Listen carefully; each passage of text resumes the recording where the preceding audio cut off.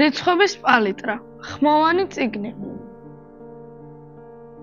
წიგნზე მუშაობდნენ ზურაბ ძამუნაშვილის სახელობის ქალაქ თბილისის 220 საჯარო სკოლის მე-5 კლასის მოსწავლეები, პედაგოგები ინგა ქლიბაძე, მარიამ ქოროღლიშვილი. დედა, ეს არის პირველი სიტყვა, რომელსაც ბავშვები გულით წარმოთქვამენ. ის არის სიყვარულისა და სითბოს უსაზღრო წყარო, რომელიც გვამხნევებს, გვასწავლის და მუდამ ჩვენ გვერდით დგას. დედის დღისადმი მიძღვნილი ეს წიგნი არა მხოლოდ დედებისადმი სიყვარულის გამოხატვაა, არამედ საინტერესო გზა, რომ მათემატიკა და ხელოვნება ცხოვრების ნაწილად აღვიქვათ. წიგნის მიზანია, რომ საგნები, მათემატიკა და ხელოვნება დაუკავშიროთ ემოციებს, ოჯახურ ურთიერთობებს და დედის სიყვარულს. ბავშვები ხშირად ფიქრობენ, რომ მათემატიკა მხოლოდ ციფრები, ფორმულები და გამოთვლებია, მაგრამ ამ წიგნით ნათლად დაინახავენ, რომ ის შეიძლება გახდეს უფრო ადამიანური, ემოციური და საინტერესო. მაგალითად, სიყვარულით შეგვიძლია გამოვსახოთ რიცხვებით, დედის მზრუნველობაც გადავიტანოთ განტოლებებში და მათემატიკური კანონზომიერებები დედის ზრუნველობის სიმბოლოდ ვაქციოთ. დედის სიყვარული უსაზღროა, როგორც რიცხვები და მუდმივი, როგორც მათემატიკური კანონები.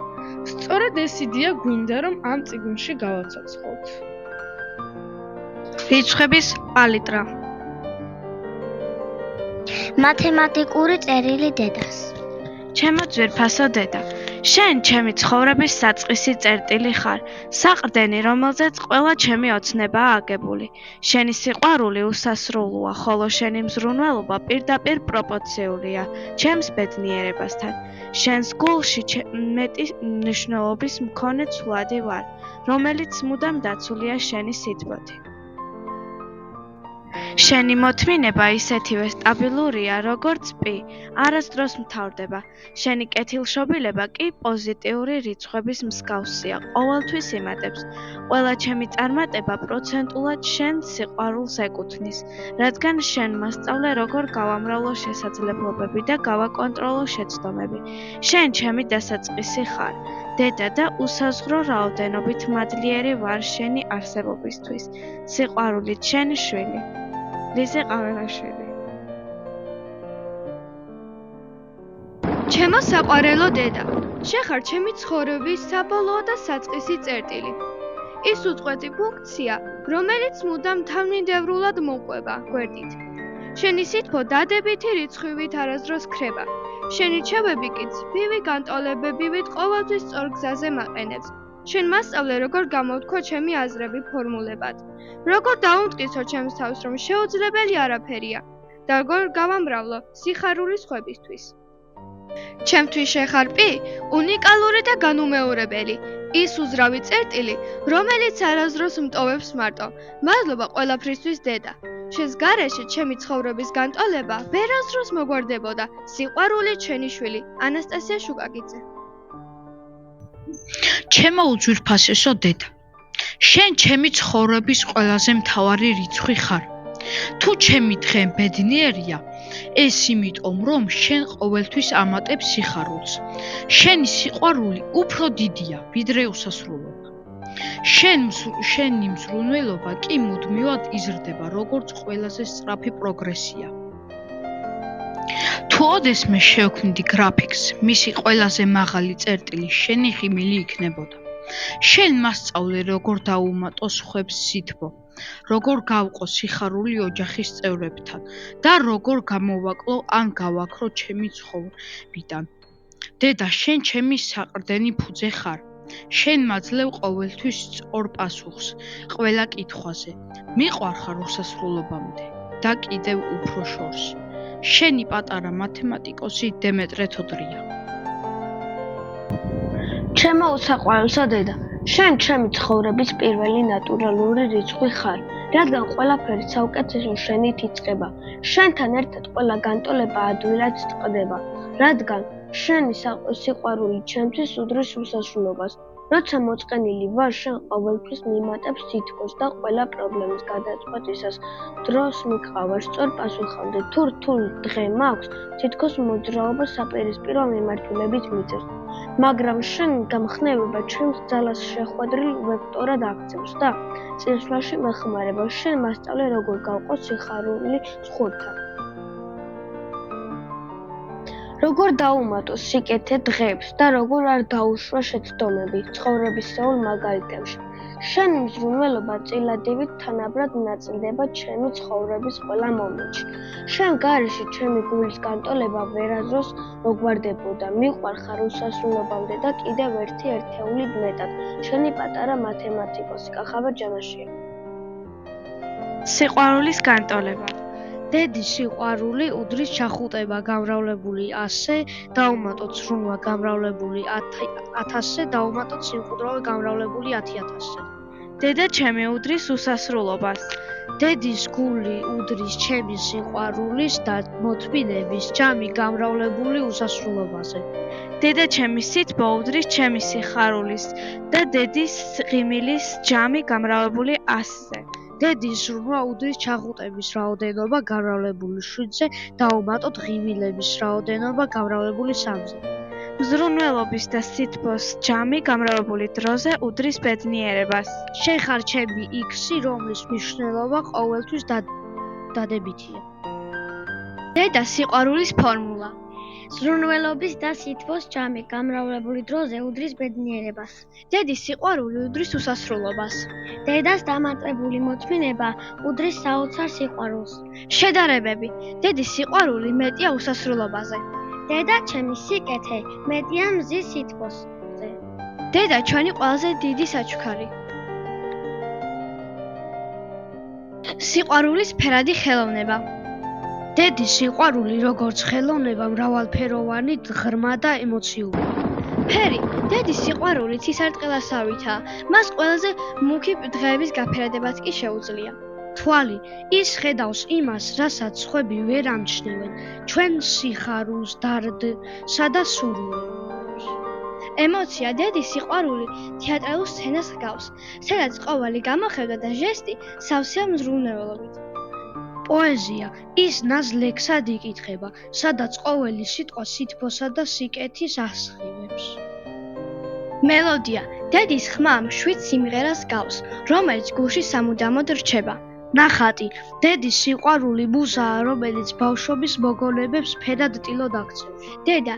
ის ხელოვანია, ვინც ცხოვრების სურათს სიყვარულით ხატავს. დედის სიყვარული ხელოვნებას გავს. ის შთაგონებაა, რომელიც არასდროს ქრება. ხელოვნება დედის მსგავსია, ორივე აძლევს სულს ფერებს და სიცოცხლის აზრს. რამდენი ღიმილი შეიძლება გაუგზავნოთ დედას? თუ ბავშვი დედას ყოველდღე 5 ღიმილს ჩუქნის. ანუ 1 დღე 5 ღიმილი, 1 კვირა 35 ღიმილი, 1 წელიწადი 1895 ღიმილი. რა მოხდება თუ ყოველ ღიმილი ორჯერ გაიზრდება? ღიმილი უბრალო მათემატიკური ერთეული არ არის, არამედ ემოციური კავშირისა და სიყვარულის გამოხატვის ძლიერი საშუალებაა. ამ აქტივობით ვფიქრობ, კარგად გავაცნობიერეთ, რომ ისეთ პატარა ჟესტს, როგორიცაა ღიმილი, დიდი ემოციური მნიშვნელობა აქვს. ისინი შეუზღუდავი რაოდენობით შეგვიძლია გავუზიაროთ საყვარელ ადამიანებს. ციფრებში გამოხატული სითბო. როცა პირველ დამინახა, მან იტირა, ის მატარებდა 9 თვე მოცვლით. 3 წლამდე ხელით, მთელი ცხოვრება კი გულით მატარებს. როცა 1 წლის ვიყავი, ის მარწევდა და მიმღეროდა. მე კი ვტირავდი და ვჭირვეულობდი. როცა 2 წლის ვიყავი, მის მკლავებში იყო ჩემი ბინა. როცა 3 წლის ვიყავი, ის ჩემთან ერთად სწავლობდა სიამოვნებას. როცა 4 წლის ვიყავი, ის კალამს მაძრევდა, მე კი კედლებზე ვხატავდი. როცა 5 წლის ვიყავი, ის სუფთა და ლამაზ ტანსაცმელს მასწრებდა, მე კი სვრიდი მას. როცა 6 წლის გავხდი, ის ჩემთან ერთად მოვიდა სკოლაში. როცა ვაწყენინებ და გულს ვატკენ, ის სიყვარულით მithმნობს. როცა ავად ვარ, ღამეებს მithენებს.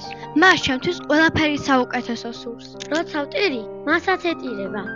როცა შენი ჟნას ვიღებ, ის ჩემზე მეტად განიცდის. მიუხედავად თეთრად გათენებული ღამეებისა, ის ახლიდან გაიმეორებდა ამ ყველაფერს. მე მისთვის ყოველთვის ნომერ პირველი ვიქნები. ისინი გვიწვრიან თავიანთ ცხოვრებას. ჩვენი სიყვარული კი ყველაზე მცირე რამაა, რისი დაბრუნებაც უკან შეგვიძლია. დედა ერთადერთი დაუვიწყარი ადამიანია. მათემატიკური კროსვორდი. პირველი, ოთხკუთხედი, რომლის ყველა გვერდი ტოლია. მეორე, მას არ აქვს არც დასაწყისი და არც დაბოლოება. მესამე, ასე ჰქვია რიცხვს მეორე ხარისხში. მეოთხე, ყველაზე დიდი ერთნიშნა ლუწი რიცხვი. მეხუთე, წილადში ის გვიჩვენებს თუ რამდენ ტოლ ნაწილად არის გაყოფილი მთელი. მეექვსე, წრფის ნაწილი, რომელსაც აქვს დასაწყისი და არ აქვს დაბოლოება. მეშვიდე, კუთხე, რომლის გრადუსული ზომა 90 გრადუსზე ნაკლებია. მერვე, ასე ჰქვია 180 გრადუსიან კუთხეს. მეცხრე, ტოლობა, რომლიც შეიცავს უცნობს. მეათე, წესიერი მრავალწახნაგი, რომლის თითოეული წახნაგი კვადრატია. მეთერთმეტე, ეს სახელი ჰქვია წრფეებს, რომლებიც არ იკვეთებიან. კროსვორდის პასუხები. პირველი კვადრატი, მეორე წრფე, მესამე კვადრატი, მეოთხე 8, მეხუთე ნიშნელი, მეექვსე სხივი, მეშვიდე მახვილი, მერვე გაშლილი, მეცხრე განტოლება, მეათე კუბი, მეთერთმეტე პარალელური. კოორდინატული გული. მიზანი. კოორდინატული გული აერთიანებს მათემატიკას, გეომეტრიასა და ხელოვნებას. მისი მეშვეობით მათემატიკური ცოდნა ვითარდება ემოციურ და შემოქმედებით პროცესთან ერთად. კოორდინატული გული ეხმარება მოსწავლეებს კოორდინატთა სივრცის უკეთ გაგებაში. ასევე უვითარებს მათ სივრცის აღქმის უნარს და შემოქმედებით აზროვნებას. აქტივობის საბოლოო შედეგი არის გულის ფორმის გამოსახვა კოორდინატულ სიბრტყეში. მუდმივად უკავშირდება დედის დღეს, სიყვარულს და სითბოს. მათემატიკური ამოცანები. დედის ასაკი. ამოცანა პირველი. დედა 47 წლისაა. მას ყავს 3 შვილი. 10 წლის, 12 წლისა და 15 წლის. რამდენი წლის შემდეგ გაუტოლდება დედის ასაკი შვილების ასაკთა ჯამს? დედის საიდუმლო კოდი. ამოცანა მეორე. დედამ შვილს 4-ნიშნა კოდი მისცა და უთხრა: პირველი ციფრი არის ყველაზე დიდი ერთნიშნა ლუწი რიცხვი. მეორე ციფრი არის იმ რიცხვის ნახევარი, რაც პირველი ციფრის ნახევარზე 2-ით მეტია. მესამე ციფრი პირველ და მეორე ციფრებს შორის მდებარეობს და მათი სხვაობის ტოლი.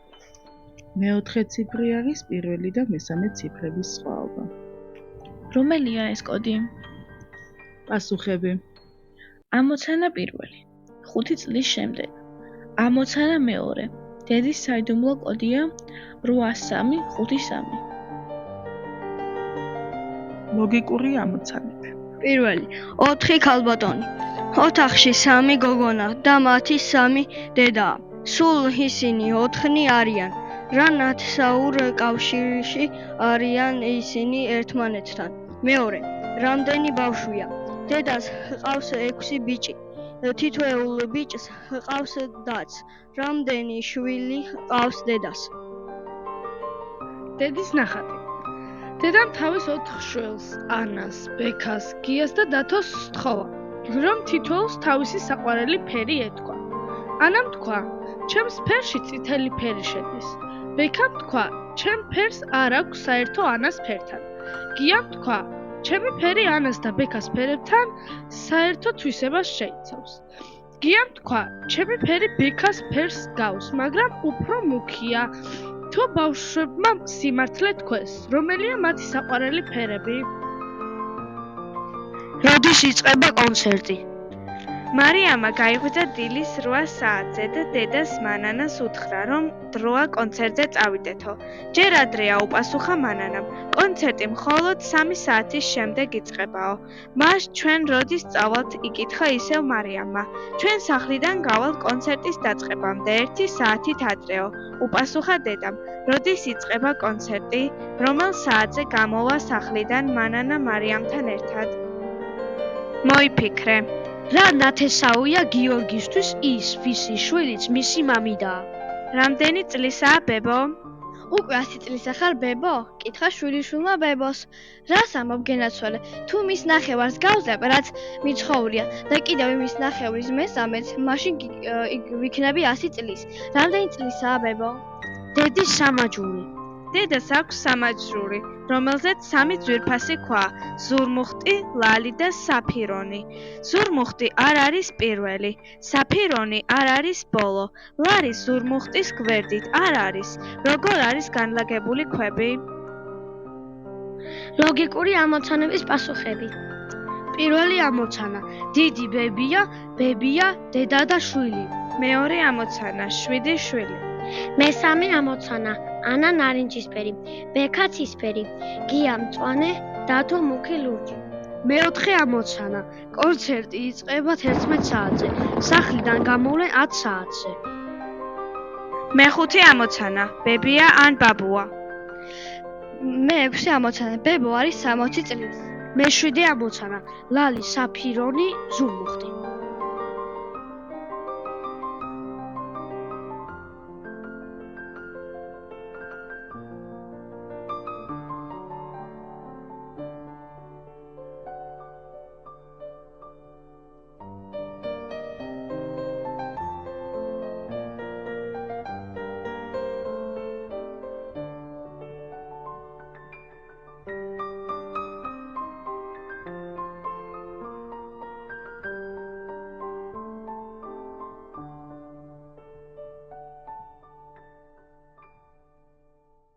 You've reached the end.